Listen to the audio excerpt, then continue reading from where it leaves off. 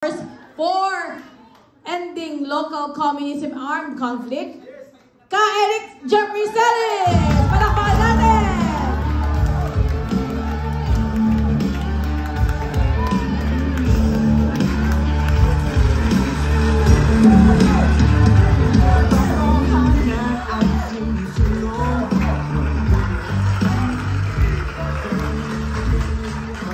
Magandang gabi! Panalo po tayo at bubuksan natin dahil ito ay political rally sa ating mga sinusuportahang kandidato. Itabi mo na ang mga masarap na pagkain para huwag nating mahulog at tayo po ay magkasasagawa ng napakagandang pagkakaisa. Everybody, sundan niyo po si Ka-Eric. Please stand up, everybody. Okay. Bayan, bayan, bayan ko, go! Bayan, bayan, bayan ko! Di pa tapos ang laban mo. Di pa tapos ang laban mo. Gobyernong manloloko. Gobyernong manloloko. Tutulan mo, itakwil mo. Tutulan mo, itakwil mo. Mas malakas, mas masigla. Bayan, bayan, bayan ko! Bayan, bayan, bayan ko. Di pa tapos ang laban mo. Di pa tapos ang laban mo. Gobyernong manloloko. Gobyernong manloloko. Tutulan mo, itakwil mo. Tutulan mo, itakwil mo. Everybody, please join me in singing kung bakit tayo nandito. Let's capture the emotion and the purpose of why we are here today. Please. Ang bayan ko'y tanging ikaw, Pilipinas kong mahal, ang puso ko at buhay man sa iyo'y ibibigay, tungkulin kong gagampanan na lagi kang paglingkuran, ang laya mo'y babantayan, Pilipinas ko hirap. Maraming salamat for joining me. You can take your seats. I will be making it very short sapagkat kung pwedeng may open forum pa para makapagtanong kayo at makapag-enjoy. 3 things. Sinabi po ni Pastor Kibuloy doon sa unang proklamasyon sa Pasig. Ang sinasabi niya, hindi po ako politiko. Sabi niya, siya ay isang leader. That is what we need in the Philippines right now. A true leader. Sapagkat ang sentral na problema ng Pilipinas ay failure of governance.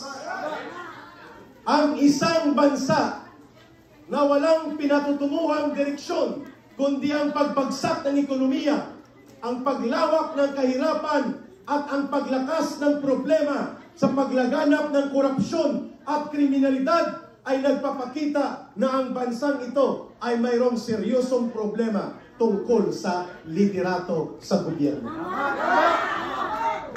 Malinaw that the central problem right now in the Philippines is failure of leadership. Failure of governance.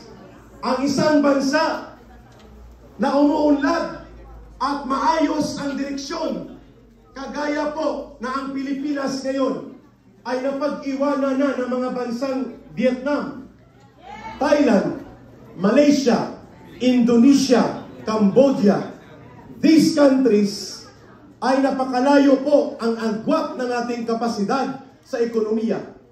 Subalit, sila po ay umunlad at nagtuloy-tuloy na sumulong sapagkat wala silang mga kurakot o kung mayroong mang kurakot na mga politiko, maliit lang ang bilang at naa-address nila.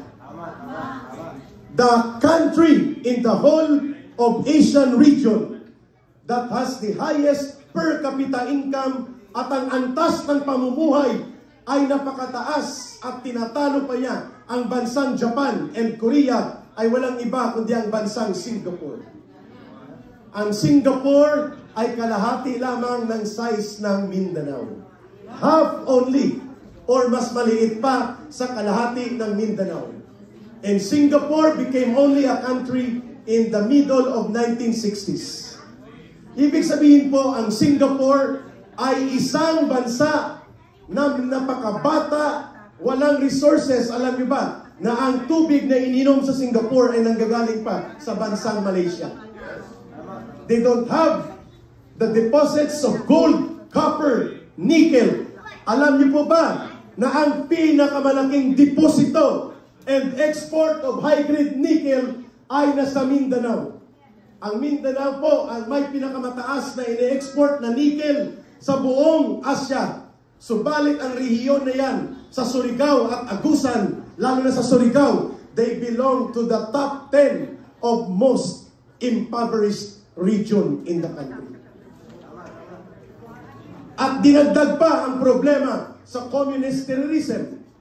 In 2011, sa panahon ni former Noynoy Aquino na presidente, mahigit 300 heavy equipment, 3 landing port at 2 loading ship.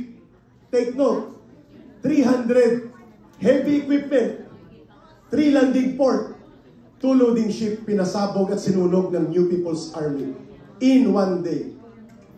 And there was no retribution or justice being delivered by the government. Sinunog nila ang mga lugar na pinagmiminahan ng nickel ng Taganito, Sumitomo at Nickel Asia. Ito po ay nagkaroon ng dislokasyon sa mahigit kumulang 5,000 manggagawa sa minahan. And for 90 days, wala silang trabaho at muntik nang magsalado ang lugar na ito. Sa Surigao po ito nangyari, 2011. And that is a public knowledge right now. Ngunit ang mga problemang ito ay walang presidente at gobyerno na seryosong humarap until dumating po ang isang Rodrigo Duterte. Yan ang dahilan that the loyalty of the people, that they continue to embrace and cherish the legacy of the Duterte, is not because of Duterte. It's because of what he did to the country and to the people. Hindi sa tao, kundi sa ginawa niya para sa bansa. That is the reason why our loyalty must not be to the person. Our loyalty must not be to the organization only. And our loyalty must first and foremost be to what this person or organization has contributed to the betterment of the country and the entire people. Yan ang Duterte brand of leadership. At hindi po naging matagumpay ang paglaban sa communist terrorism, sapagkat sa Pilipinas po, they persisted and they continue to devastate our country for more than 50 years. The largest or the longest running communist insurgency in the whole universe. Sa Pilipinas lang po yan. 1968 and still ongoing until now. 57 years. And more than 50,000 ng ating mga mamamayan ang mga namatay in the hands of our fellow Filipinos. 20,000 mahigit ang sundalo at pulis na mga namatay, inaambush at pinapatay ng CPP, NPA, NDF. And more than 30,000 civilians and NPA also ang namatay. Wala tayo sa digmaan sa ibang mga bansa. On the very own, sa kamay ng kapwa Pilipino, sa maling ideolohiya at sa marahas na paniniwala, nilaso ng mga kaisipan namin. And I regret and I apologize at pinagsisisihan ko na naging bahagi ako dyan sa CPP, NPA, for 21 years. For 21 years, I was part, the better years of my youth were spent with the CPP, NPA, NDF because I believe in a godless ideology, believing that we can change the world or maybe we can change the country through bloodshed and revolution. And I regret so much of that life. But ang Diyos at Panginoon natin ay makapangyarihan sapagkat dumating ang pagkakataon na may isang Rodrigo Duterte at na isang Pastor Apollo Quiboloy na nagtiwala sa amin at nakita ang aming kakayahan na tumulong sa pagtatanggol ng demokrasya, pagsusulong ng kapayapaan at pag-aayos ng ating bansa. And I did not take a second thought about that. When Pastor Quiboloy invited me and Lorraine Badoy and General Parlade to speak every day for 3 hours dyan sa istasyon ng SMNI, naniwala ako na yun na ang pagkakataon that the Filipino people will now have the correct perspective kung bakit hindi tayo umuunlad. Not just because of poverty, no. Poverty breeds insurgency. That might be correct on the other side, but it's the other way around truthfully. Insurgency wants that poverty must persist. Because in poverty, they become relevant, especially in a corrupt and incompetent government. Sa kalagayan ng kahirapan, sa kalagayan ng kahirapan at sa isang gobyernong nangungurakot at walang pakialam sa kanyang mamamayan, which exactly defines what Marcos government today is. Poverty plus an incompetent and corrupt government are the very formula why the communist terrorist insurgency movement of the CPP, NPA, and they persisted. Habang may kahirapan, mayroon silang pamumugaran at mayroon silang magiging kabuluhan sa lipunan as if they bring the salvation of the people when we are not aware. That is the biggest single contribution of Pastor Quiboloy when he opened up SMNI to be the platform for education, public awareness, and total national awakening na dapat nang tapusin ang communist terrorism sa Pilipinas at sobra na.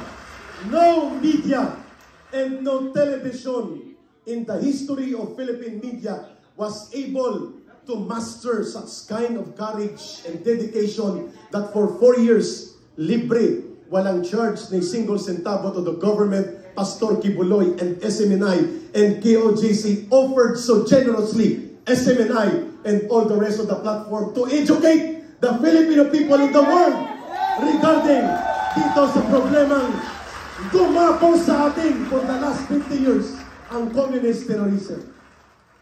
Kaya walang dahilan na magdududa ako na ako'y magtataya din ng aking buhay at paninindigan kasama si Pastor Quiboloy kung kinakailangan. I was there in the first 3 days of the actual siege na nangyari sa Kingdom of Jesus Christ. I was coming from Canada. I flew straight to the Philippines, directly to Davao. And after the press conference in the midnight, I think of August 28 or 27, there it started, mga kababayan. Nagkaroon na po ng formasyon ang mga pulis. 5,000 ang buong highway ng Davao in front of Kingdom of Jesus Christ. Puno ng pulis, may mga armas, may mga LRAD. Ang LRAD ay illegal. Hindi po yan pinapahintulutan na gamitin ang pangalan ng LRAD. Ay dito. Ang LRAD ay long-range acoustic device. It is a very destructive and very illegal na pag ginamit mo ay pwedeng masira ang eardrum mo sa sobrang lakas ng kanito. June 10 ito. August po sila lumusob sa Kingdom of Jesus Christ. I did not call that siege. I call that the brazen display of most scandalous state terrorism against a religious organization. Never seen before in any history sa Pilipinas o sa ibang bahagi ng ibang bansa. It was a scandalous display of state terrorism. Kaya hindi tama na mabait ang Marcos Jr. government. No! Ang kanyang pagbabait-baitan ay isang ploy, isang scheme, isang deception, isang organisado na sistema ng panloloko sa taong bayan. Ang kanyang forma ng pan-sweet talk, paslang-slang, at kanyang parang nag-orate o nag-oratorical contest ng mga pananalita ay isang pananalita at pamamaraan upang linlangin ang taong bayan na ang totoong laman ng puso at isipan niya ay hindi ang paglilingkod sa mamamayan, kundi ang pangungulimbat at panulumbalik ng kapangyarihan sa kanilang kamay at ayaw na nilang bitawan pa, lagpas pa sa 2028. Exactly the context why they want to impeach and remove Sara Duterte. The context and the only purpose of that impeachment procedure, which are highly questionable, legally infirm, and constitutionally anomalous, is to remove Sara Duterte and not give her any other chance to become eligible to run in public office. Sapagkat hindi po mananalo ang sinuman sa kay Marcos, anak niya, o Sir Martin Romualdez sa isang patas at tamang eleksyon na makatotohanan, kakain sila ng alikabok kay Sara Duterte. And that is the truth.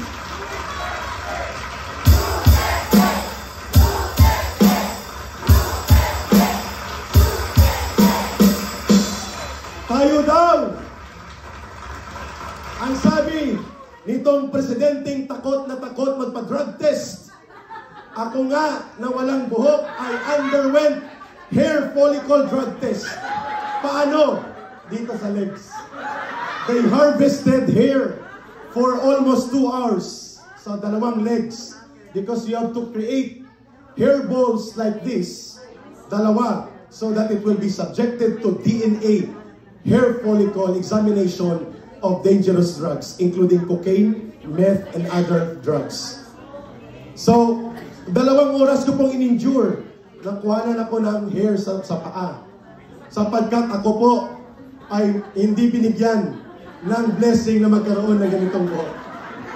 Kaya disabuse niyo po ang inyong mga isipan, mga kababayan, na hindi po totoo ang inyong napapaniwalaan that ang nagiging NPA ay long hair lang. Mayroon din pong hindi long hair. So malinaw po na duwag itong si Marcos. Duwag in the sense of standing up for accountability and transparency. Matapang siya sa pag-tolerate ng pagnanakaw. Yes. Pero duwag pagdating sa accountability and responsibility and transparency. Tama? Sapagkat kung hindi siya duwag at hindi totoo ang sinasabi ni Miss Cathy Binag at ang kumalat sa buong mundo na kanyang video, sabi niya AI daw. AI o hindi, the only judgment for you to undergo is to confront the issue of hair follicle scientific drug test. Why? Because it is not just the issue about drug addiction. It's the issue about the president's mental health and state of mind to govern. At ang kanyang pinamumunuan ay 120 million Filipinos. And this is the reason that the president's state of health of mind must be a public issue. It must be mandatory, it must not be optional. So ito ang hindi niya sinasagot, yung drug addiction involvement niya. I do not want to call him bangag, but it justifies how little children in the Philippines call the president bangag. Because he failed the test of integrity. There is just no failure of leadership in the country right now under Marcos. There is total moral bankruptcy. Pag sinabi nating total moral bankruptcy, there is no values of goodness and prudence, dedication and patriotism at pagmamahal sa taong bayan na natitira sa puso nila. All along, Marcos played upon us and right along the Duterte magic and influence because the presidency and getting back to the office and power of the presidency is not about the Filipino people. It's only about themselves. After all, they are not after for the welfare of the country and the people. They are only after for the redemption of their name. But there is one major error right now that Marcos and his minions and cohorts failed to understand. the people will never remain silent. And the people will always have to choose and decide to make another historical decision in our country. At tiyak na magaganap yun. Ang paghatol ng mamamayan ay hindi pwedeng maitakda, subalit ito ay hindi rin pwedeng sagkaan. Sapagkat ngayon, sa Pilipinas, habang tayo nag-uusap, there are more than 8 million Filipino families who are suffering from involuntary hunger. Ibig sabihin po, they cannot eat 3 times a day of a complete meal. 8 million Filipino families times 4 or 5, that's 40 million Filipinos. And right now, as we speak this afternoon or this evening in Canada, in Toronto, 63% of our kababayan are experiencing poverty situation. There are more than 50 million Filipinos living under 500 pesos income a day. Imagine. And para yan po, yan, baha. Ito po sa Pilipinas, every year, we are subjected to series of typhoon and devastation that create itong mga pagbahang ito. When Marcos told the country sa kanyang State of the Nation address last year, sabi niya, maswerte tayo that we were able to complete or about to complete 5,500 flood control projects. And by the way, there is now Pastor June Lopez and his family from the Grace of Light Covenant Church. Thank you, Pastor, for coming over. Ulitin ko lang, no less than the presidential sister, Amy Marcos. Binuking niya si Marcos na kapatid niya. Oh, pati. We don't believe that.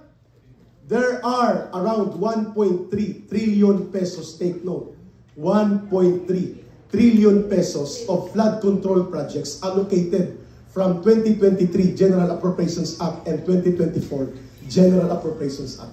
Sino mga kontratista ng flood control project nito? Mga kongresista din po.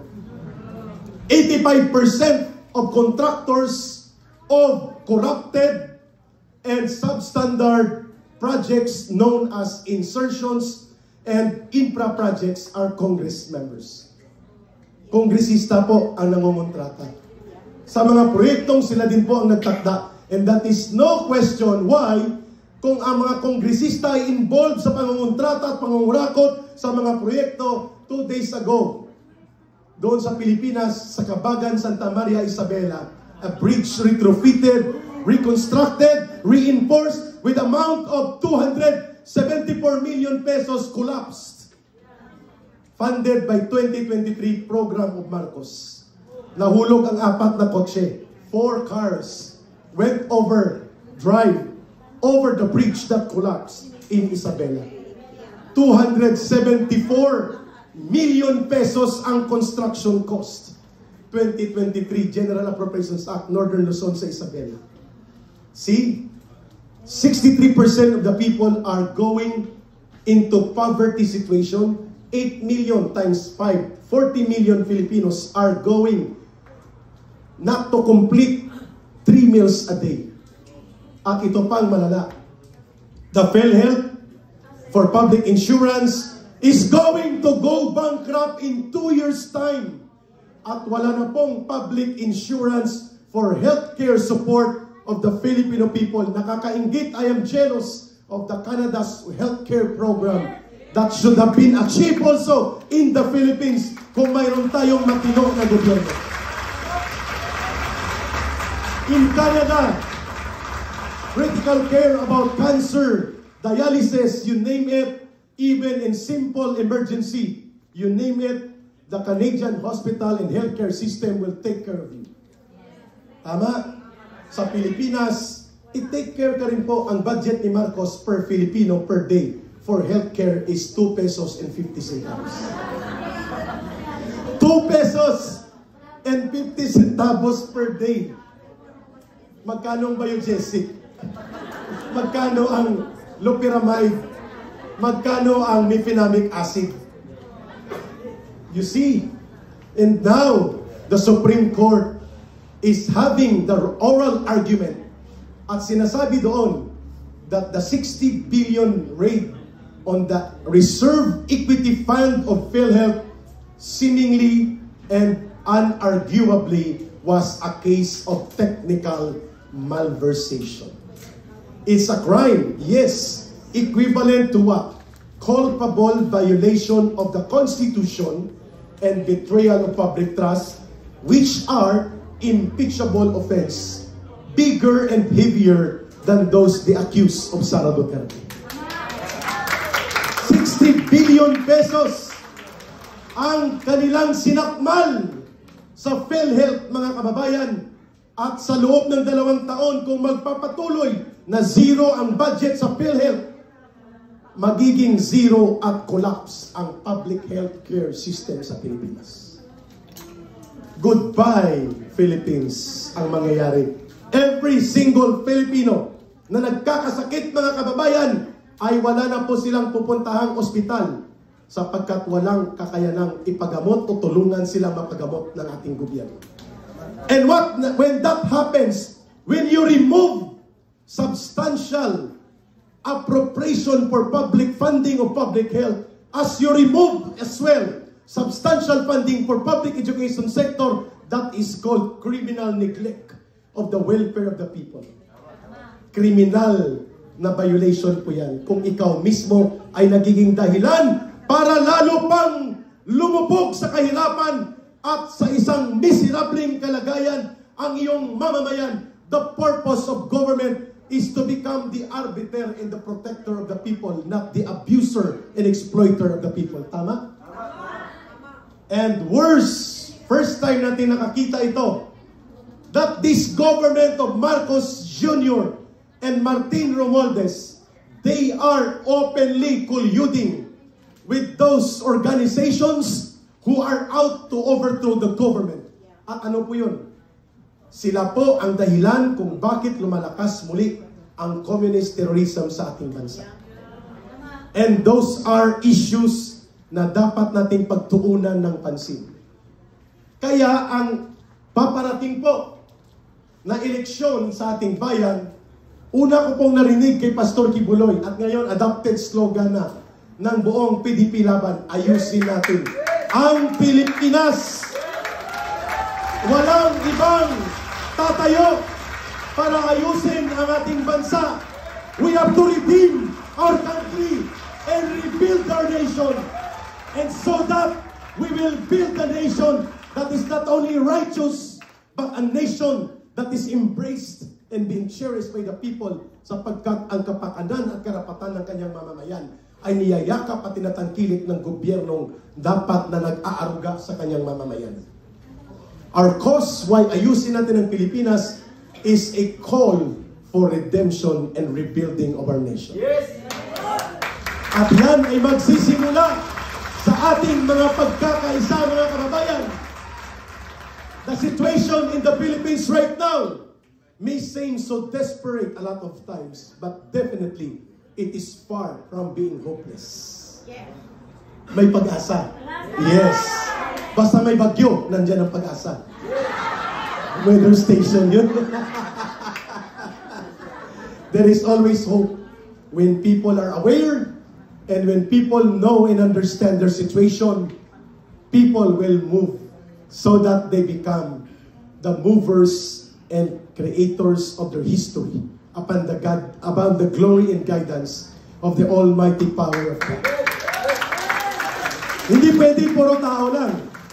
Pagagalitan tayo ni Pastor Kibuloy at nila Pastor June. Not all deeds can only be accomplished by the will of man, but by the will of God. Tama kaya?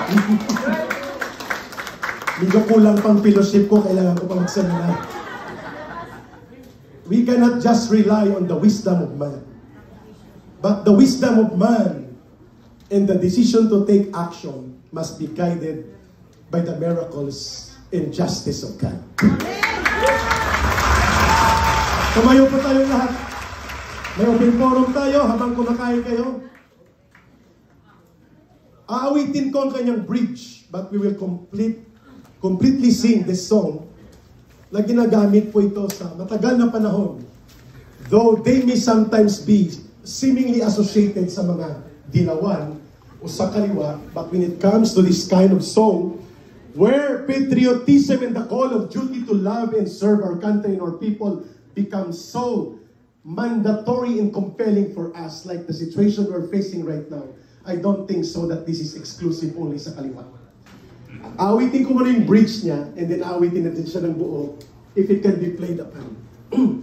Kay sarap mabuhay sa sariling bayan, kung walang alipin at may kalayaan, ang bayan sinisiil, bukas ay babangon din, ang silangay pupula sa timyas ng paglaya.